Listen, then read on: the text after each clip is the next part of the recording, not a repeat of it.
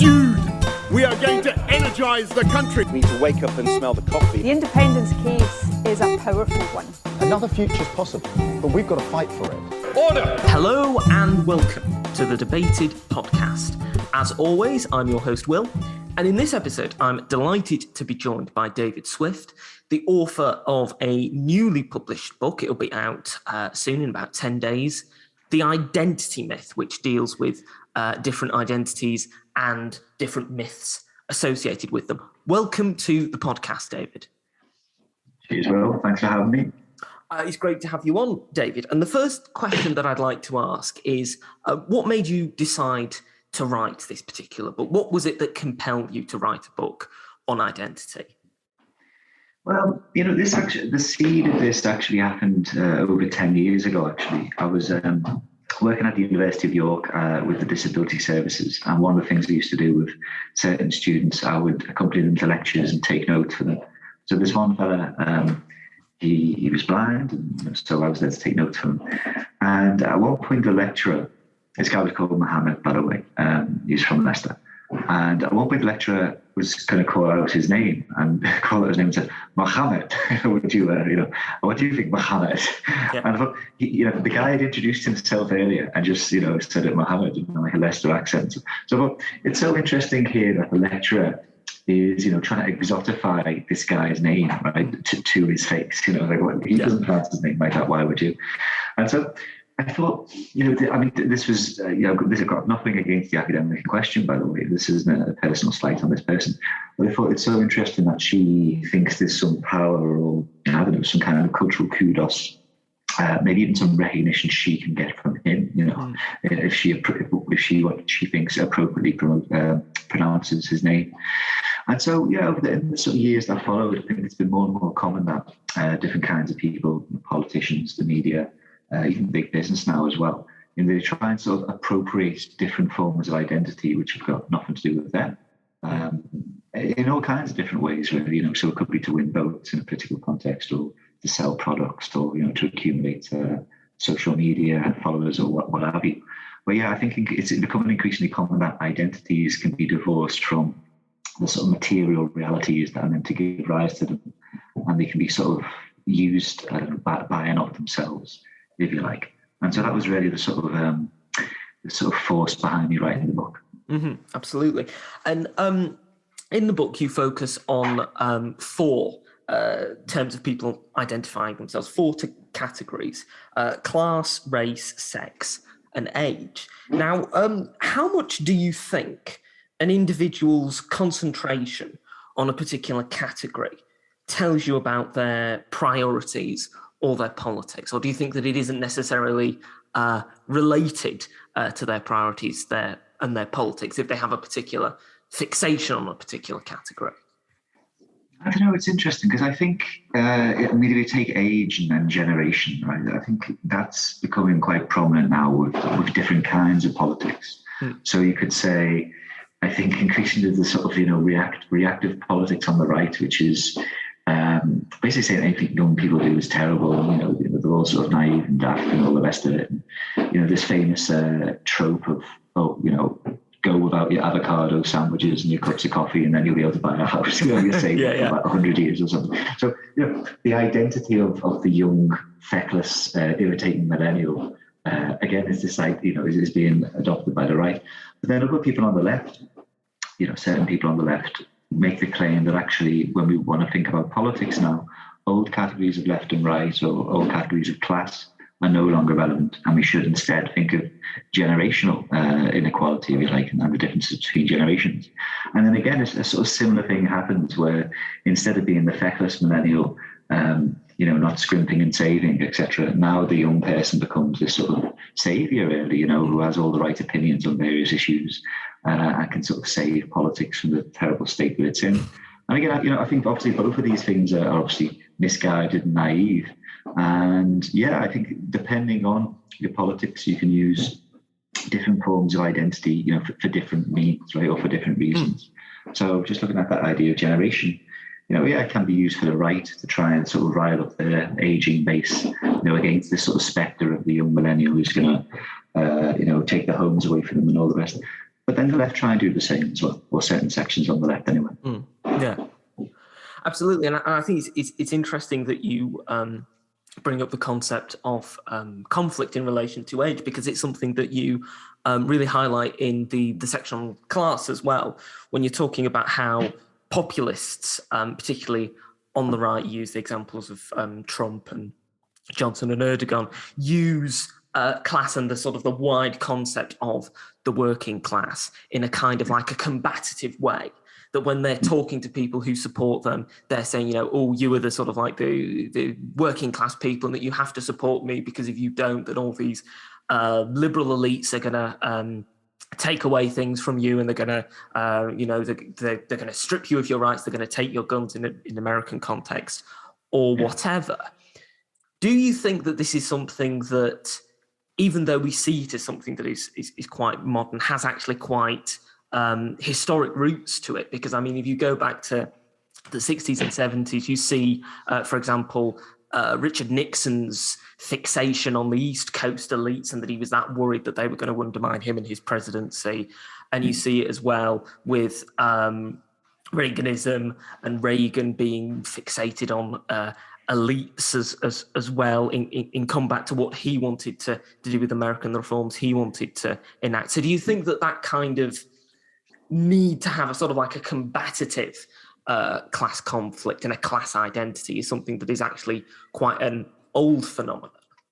Well, I definitely think that, you know, politicians on the right trying to cast themselves as sort of men of the people and trying to win, you know, popular support from people not necessarily in, you know, the more middle class and upper class kinds of people is nothing new.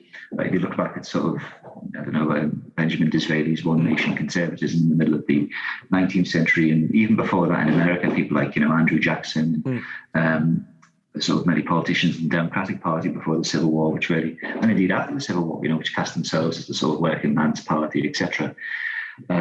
Even though they would, you know, have what can I say? Yeah, and again, combining this with sort of the economic appeal with the cultural appeal as well.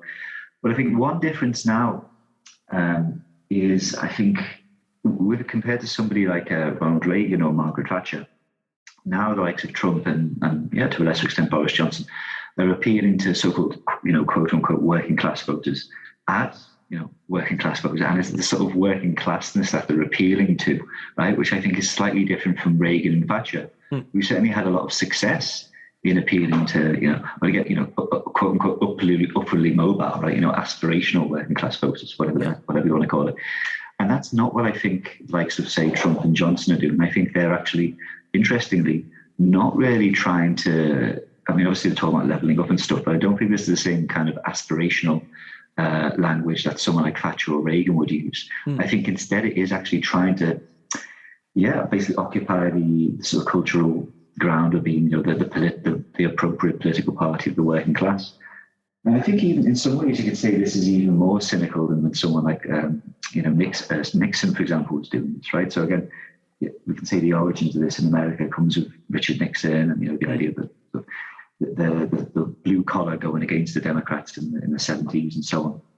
But then, you know, the US, I mean, Nixon presided over an economy that was in many ways, I don't know, kind of like towards working class people in terms of union rights, etc., in terms of welfare, than someone like, I don't know, Barack Obama did. You know? So at least with Nixon, we can say, not to defend Richard Nixon, but at least with Richard Nixon, maybe it's even somehow slightly less cynical than Boris Johnson, which is, you know, not often someone's said to be less cynical than, or more cynical than Richard Nixon.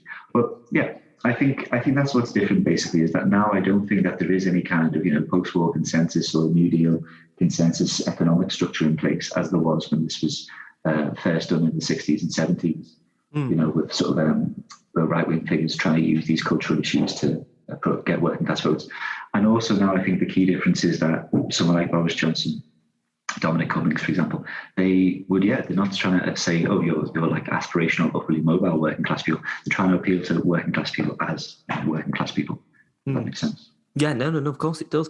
Do you think then, because I mean, we're talking about class and the sort of like the differences in terms of the way that it is used, particularly in terms of working class people with politics, particularly with populist politics. One of the interesting things that I noted in the section on class is the anecdote that you mentioned towards the beginning of it, when Alan Johnson was recounting a meeting with Tony Blair when he first became a minister. And Alan Johnson had said to Tony Blair that he had 3 kids before the age of 20. And Tony Blair famously quipped, "Oh, wow, you really are working class, aren't you?" Do you think that, given Tony Blair's own background, you only have to go back a couple of generations in on his father's side, his adoptive grandparents were working in the Glasgow shipyards. Yeah. Do you think that this kind of demonstrates that perhaps in the past there was more of a sort of emphasis, as you mentioned there, on the sort of like the transitionary nature of class, that it was perhaps a bit more illusionary in the sense of, you know, if you're aspirational working class, you could, if people wanted to, move from the working class to the middle class and then onwards and upwards. Whereas now the fixation is more on making a very fixed working class identity, one that isn't transitionary. Do you think that that's sort of part of the reason that we've seen this shift between the focus on the aspirational working class and perhaps the more sort of like just solidly working class with populist politicians? Yeah, I'd say so. Yeah, I'd say there's a couple of things going on there. I mean, firstly, as you just mentioned, there's this idea that between, say, the Second World War period and then probably like sort of late 70s, really, you do have this period of sort of social mobility in term, and mostly one-way social mobility, that you have lots of people moving into the newly expanded middle class. And so, yeah, you know, that period, sort of 60s and 70s especially, was a time when, yeah, lots of people could transition into that more middle class lifestyle and sort of security and so on. And yeah, increasingly, obviously, that's no longer available for lots of people now. And so, to some extent, I think there's been that kind of, that's why maybe there's now an explicit appeal to people without the aspirational language. And I think also a sort of similar thing is, well, what about, say, you know, downwardly mobile middle class people? Like, what about people born into, you know, expecting, okay, I'll go to university and then get a fairly decent, sort of steady, stable job at the end of it? Again, that's becoming less and less common. And so also, you know, the sort of existence of, you know, sort of precariously employed postgraduate students, which, you know, I know a lot about, is become more of a thing in politics now. Again, as I say in the book, maybe we shouldn't, I don't know, talk too much about this group, because I don't think they're necessarily that, I don't know, sort of homogenous in terms of politics and so on. But anyway, I think there's maybe a reaction against that, right? Like a reaction against the growth and development of this new group, which is almost sort of downwardly mobile, you know, millennial group. Then I think, yeah, maybe conservative politicians are appealing to this more traditional, you know, solidified and apparently homogenous and, you know, quote unquote white working class, which has all the same opinions on Brexit and cultural issues, etc., almost as a sort of a counterweight, if you like, to this new sort of precariously employed millennial sort of postgraduate class. Do you think part of it, because one of the things that I found interesting in not just reading your book, but reading books by other people, is that when we often talk about class and we often talk about working class identities and working class people, there is often a stereotype in that, you know, from sort of like the 19th century onwards, if you're working class, you work in heavy industries, perhaps you vote either Liberal or Labour, and you know, you're in sort of like a very awful position, which means that you don't have time for any sort of like kind of reading things and discussing ideas and that kind of thing. But of course, that's just such a false idea. I mean, you only have to look at some of the research that's done on the working class communities, particularly in Lancashire, where you see really vibrant communities that are interested in the arts and interested in culture and interested in politics and would, you know, discuss these kind of things. Do you think that part of the problem sometimes when we're talking about things like class is that we have too much of a fixed idea about the history in the past of a particular class or of a particular profession? And so we get this idea stuck in our minds so that when we come to the present and things are different from that idea of the past, we sort of say, oh, well, this is some great change or some great shift, when in actuality, the picture is much more complex and much more nuanced than perhaps we first think of in relation to the past. Yeah, definitely. I mean, I think we have most people have a difficulty anyway, you know, with the past, and that we tend to sort of generalize and have very simplistic images. You know, if you think about, say, I don't know, 1900, people tend to think of this sort of Downton Abbey nonsense, and you know, can't imagine people back at the time like swearing or, you know, having sex or, you know, all the sort of standard things people used to do in the past. We tend to, I don't know, oversimplify them. And definitely when it comes to things like class, especially sort of, you know, the British working class, we tend to think of heavy industry and, yeah, certain sort of cultural activities as well that go with it, and certain political allegiances.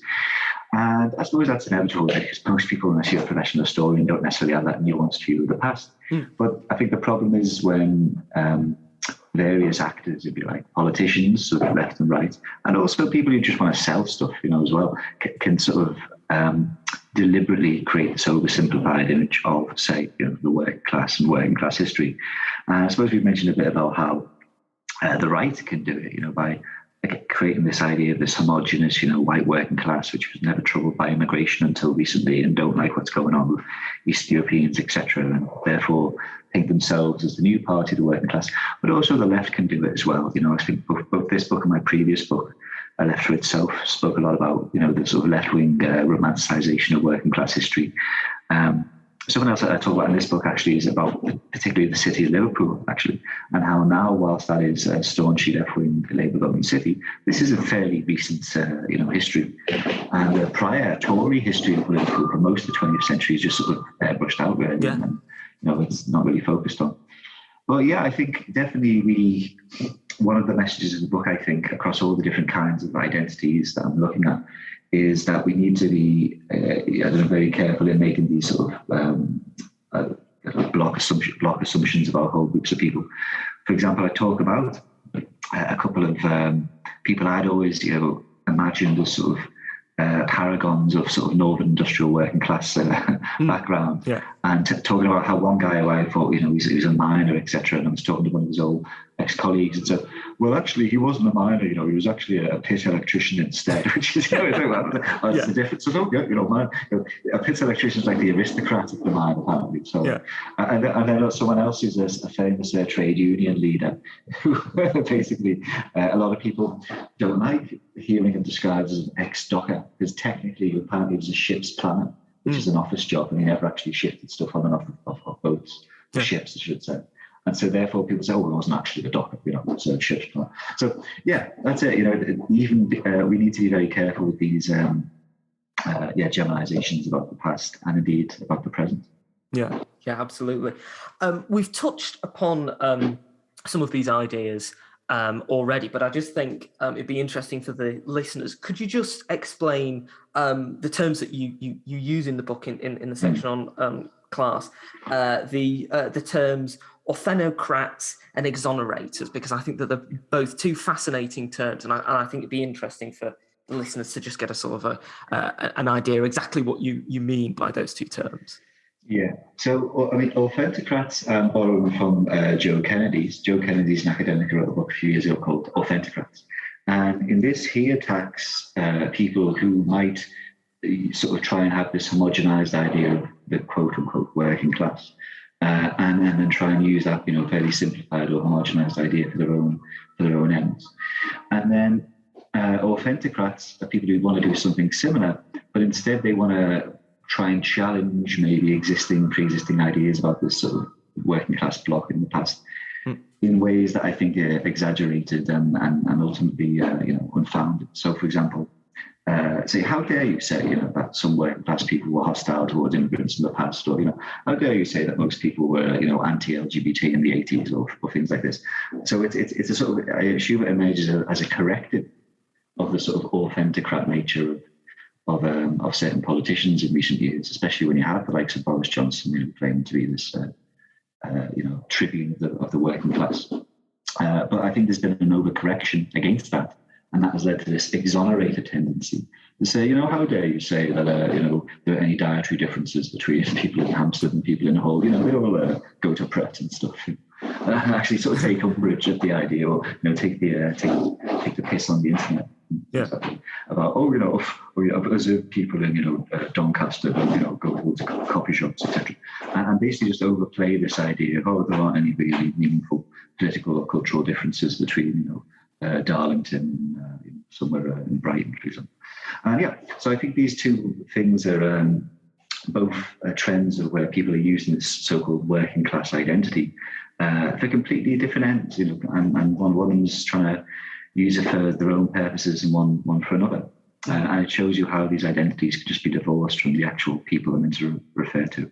Mm-hmm. Now, I'd just like to turn to the section on race, because one of the things that I found particularly interesting there was the kind of sources that you used in relation to how people in China and people in India view sometimes some of the well-meaning intentions of people on the left in relation to them. And I just wondered, how much do you think this idea of the white saviour that is particularly on the left, or the white leftist wanting to sort of correct the sins of the past, how much do you think that is something that people in China and in India are aware of and see as something to make fun of? And how aware do you think people in the West who are quote unquote white liberals realise that there is a certain section of the population in both of those countries who kind of like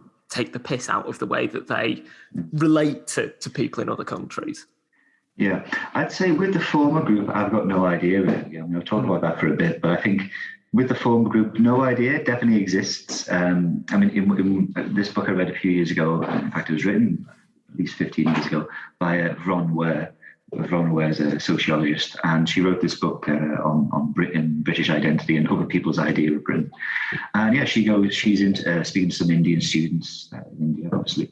And she basically asks them to, you know, give your impression of like a Brit abroad, if you like.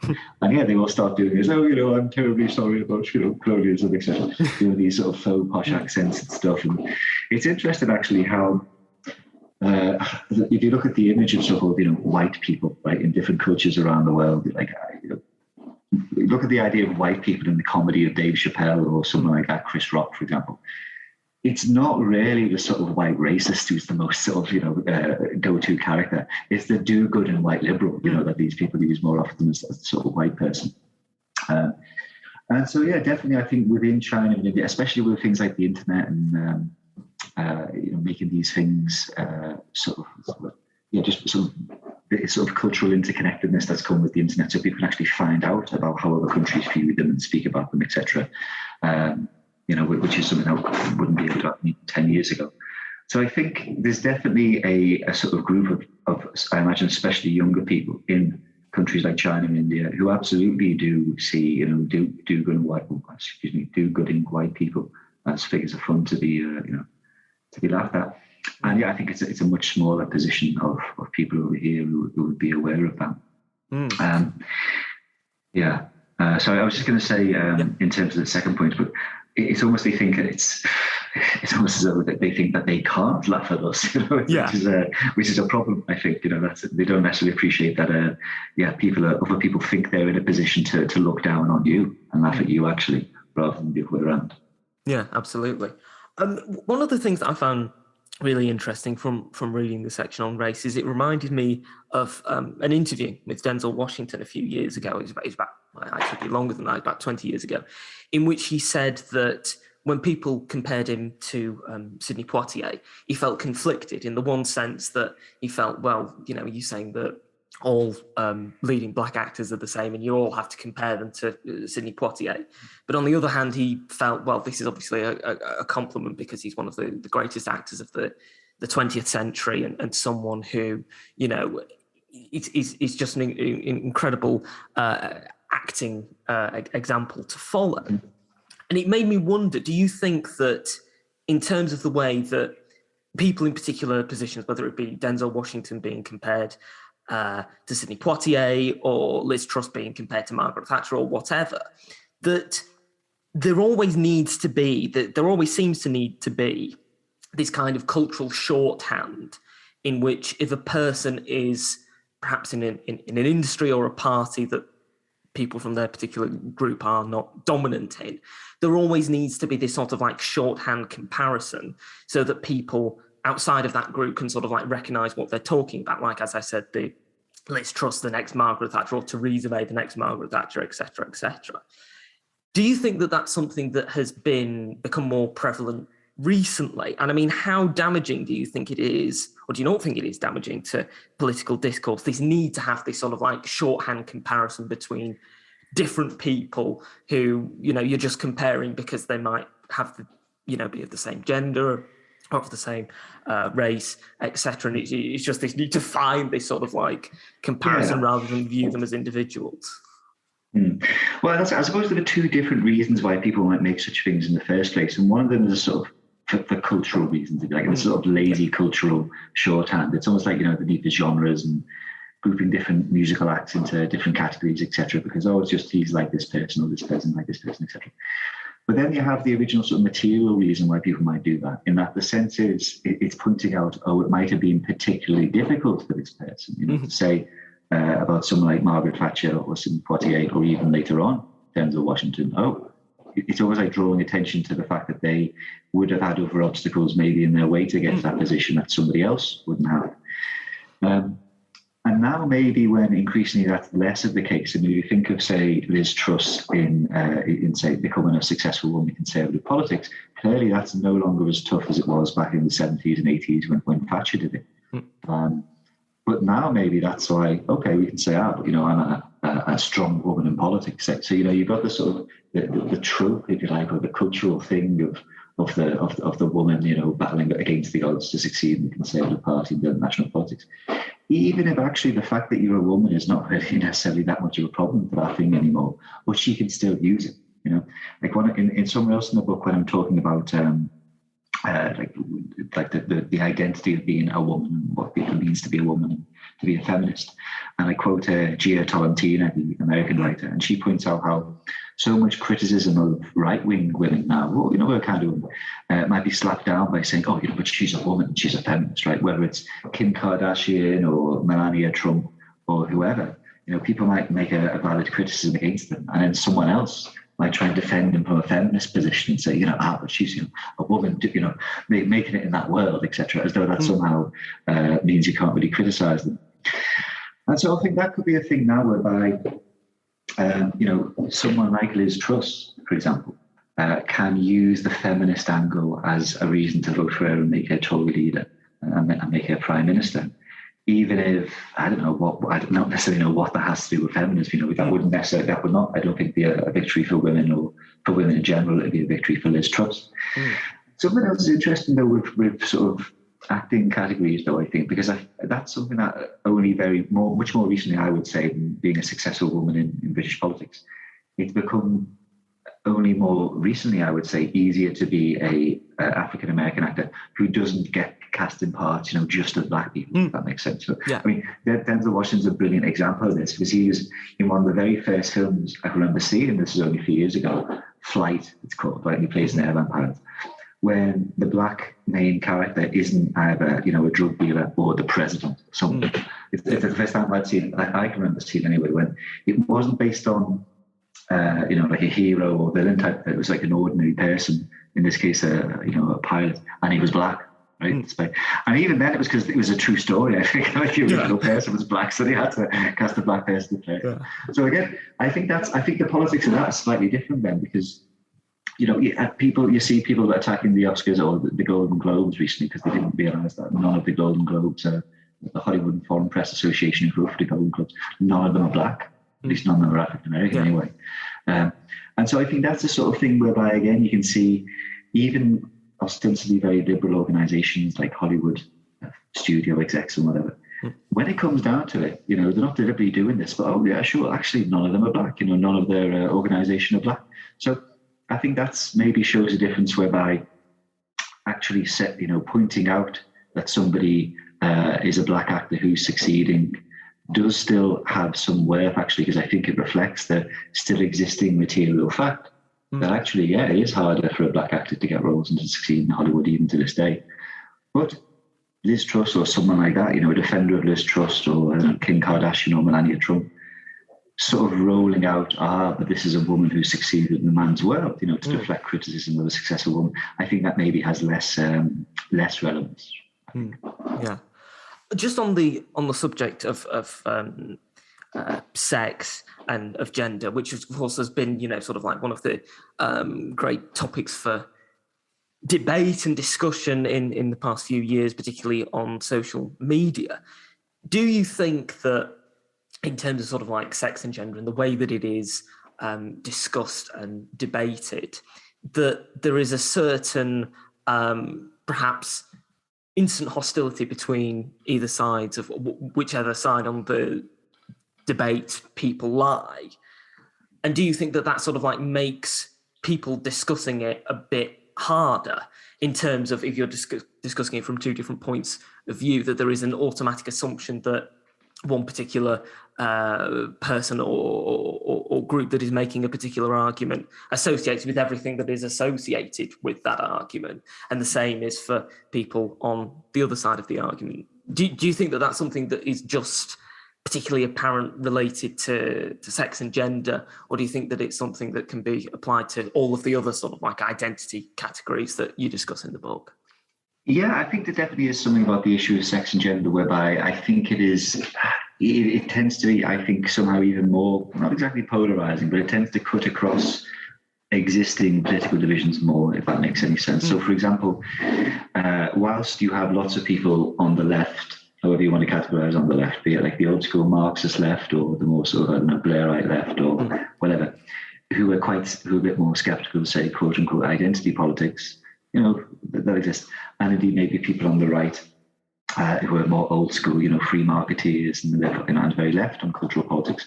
Generally, I think a lot of the other so-called cultural war issues do sort of map onto pre-existing political divisions. But I think with sex and gender, it really cuts across them. I mean, so many women that I knew of or discovered years ago as sort of left-wing feminists, people like Linda Bellos, for example, Julie Bindel. Who else was I thinking of recently, actually, the other day? Anyway, people who, back in sort of the 80s and 90s were getting abused for being feminists and for being lesbians and so on, and for being on the left. People more recently like Selena Todd, the Oxford professor and a sort of socialist as well.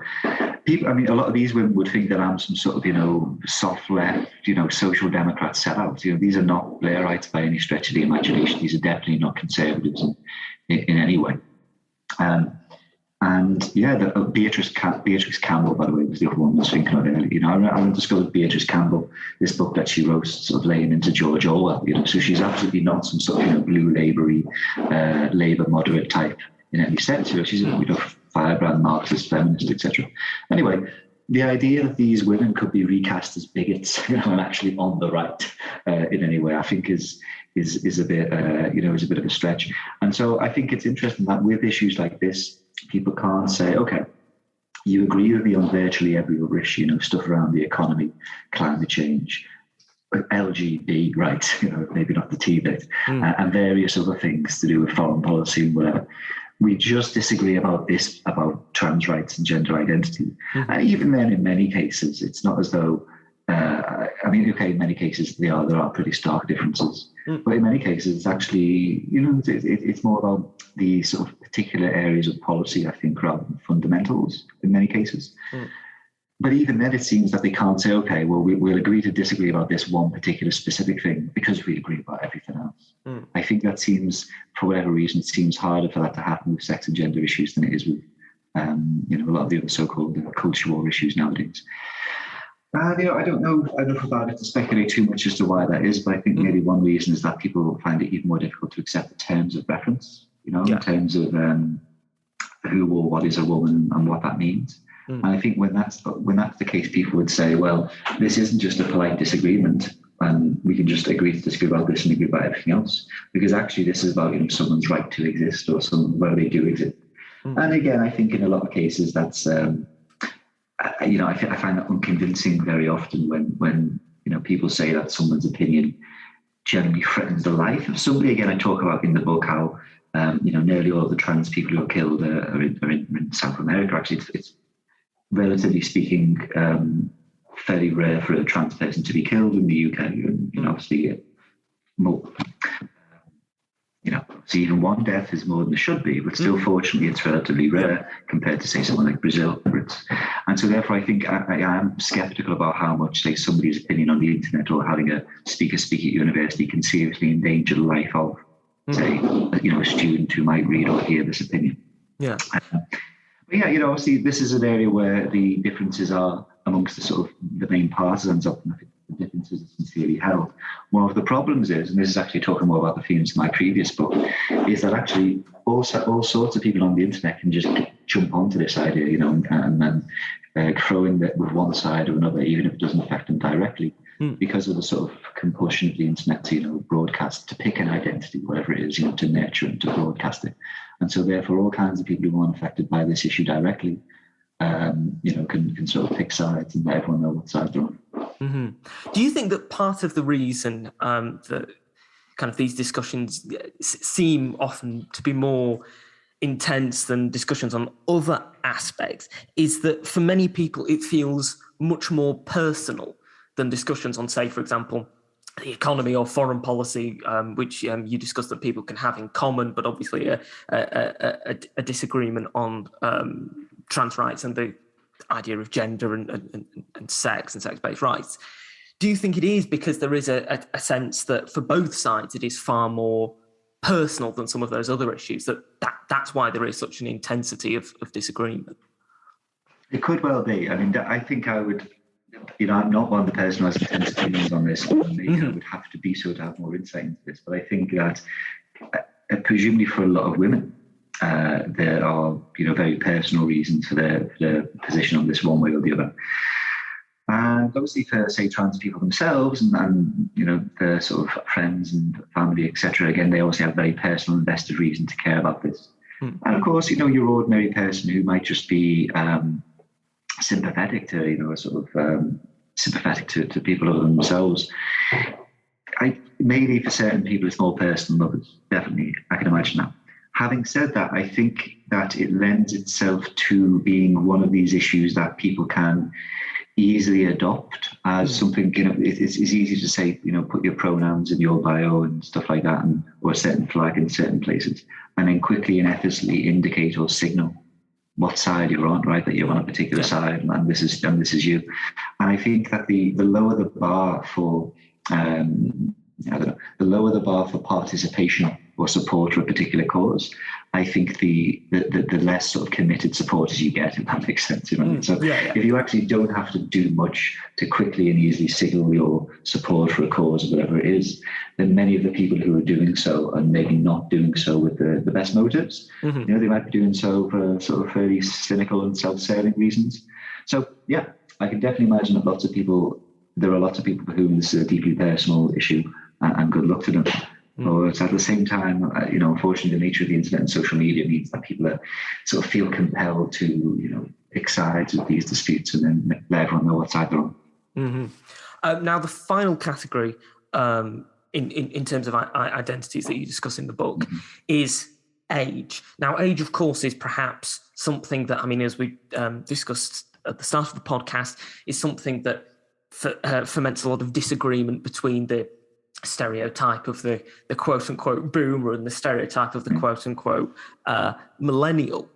Do you think that the kind of disparity between generations that we see both in political debates and in general online discussions is something that's more intense now than perhaps the disagreement that previous generations had with the preceding generation or the generation before that? It's interesting, and I think this is one of the interesting things about history. One of the many great things about history is that you can look back at various generations throughout time in different countries, and you can see actually how certain complaints, certain issues like young people don't respect their parents anymore, for example, is almost universal in all different kinds of countries over hundreds of years apart. And certainly, if you look at, say, the sort of 1960s, or if you look at sort of pre-First World War era, actually, just to look at two periods in the past 100 years or so, you can definitely see a lot of the same sort of language of, the youth are all feckless and all care about these silly things, etc., and are abandoning traditions and all the rest of it. And so that's certainly an idea amongst the young people, maybe, of the old people have messed up the world for them, and there's not much for them to get out of it, etc. So definitely, I think certain, to some extent, I think this is not necessarily that new. And actually, I think one of the points I try and make in the book is that there isn't really this great. It's whilst there is now in the UK clearly an alignment where older people are more conservative, younger people vote Labour. As recently as 2010 or 2015, there wasn't really this stark difference. You know, at the 2010 and 2015 elections, there was not much difference in terms of generation, not as much difference in terms of university graduate support. I think they maybe favoured the Conservatives as late as 2015. And again, amongst renters, you know, the renters, I think, favoured the Conservatives in 2010, I think. You know, so I don't think that there's this great idea between, say, the home-owning boomer generation and the cast adrift, you know, permanently rented millennial generation or younger. For one thing, you know, when many of these home-owning boomers die, right, their sort of housing wealth is going to go to their children and grandchildren, etc. So in that sense, I think class is more important than age in that respect. So I think there's been a slightly disingenuous move by some on the left to try and regroup and say, right, okay, the so-called traditional working class, we're never going to get them back, or at least not without sacrificing some policy issues that we're not willing to sacrifice. So let's rebrand ourselves as the party or the movement of young people and private renters, etc. And I think that is not only, like, I think it's politically ill-advised for a couple of reasons. And one of those reasons is that it's not the case that young people are all massively left-wing, right? Even though there's a clear disposition of young people to vote Labour, there's not one big homogenous block of young people, you know, certainly not on the global scale, and not even in the UK, whereby all young people agree on various issues. So actually, I think whilst sort of generational inequality and age differences in politics and culture is important, and you know, needs to be understood, we should also still consider things through traditional lenses like class, which I think is just as important as ever. We're coming towards the end of the podcast, David. It's been wonderful to have you on. I think it's been a fantastic discussion. And I have one final question for you. Now, today, Guito Hari became the new communications director for Boris Johnson. And when Guito Hari asked Boris Johnson how he was feeling, whether he thought he would be able to continue as Prime Minister, the Prime Minister reportedly sang "I Will Survive." So my final question to you is this, David. If you had to choose one song to communicate how you were feeling at any point in the day, what song would you choose? So is this day particular? Well, this day in particular, it can be any day that you like. You know what? Okay, fair enough. So you know what? I really like Sledgehammer by Peter Gabriel. Yeah. Yeah. It's a great song to have as your sort of morning alarm, you know, to wake up to and get you up for the day. Yeah, that's a great choice, David. Very invigorating. Yeah, it is a very invigorating song. Thank you once again for coming on the podcast. If people want to find out where they can buy The Identity Myth and where they can find out more about you, where should they go to buy the book? Yeah, so I mean, you can buy it, you can depending on when it comes out on the 17th of February. So if you're hearing this on or after the 17th of February, you should be able to buy it in bookshops and certainly online, you know, for the usual online retailers. And yeah, if you're here before the 17th, please pre-order because that'll be really great for me if you could do that. Excellent. Thank you once again for coming on the podcast, David. Cheers. Thank you. Thank you for listening to this episode of the podcast. If you've enjoyed it, you can subscribe to us on iTunes, Spotify, Podbeam, and Amazon Music. You can also follow us on Twitter @DebatedPodcast, like us on Facebook, Debated Podcast, and if you'd like to get in touch with us, whether about appearing on an episode of the podcast or commenting on an episode that you've listened to, you can do so at thedebatedpodcast@gmail.com. Thank you for listening. I hope you listen to the next one.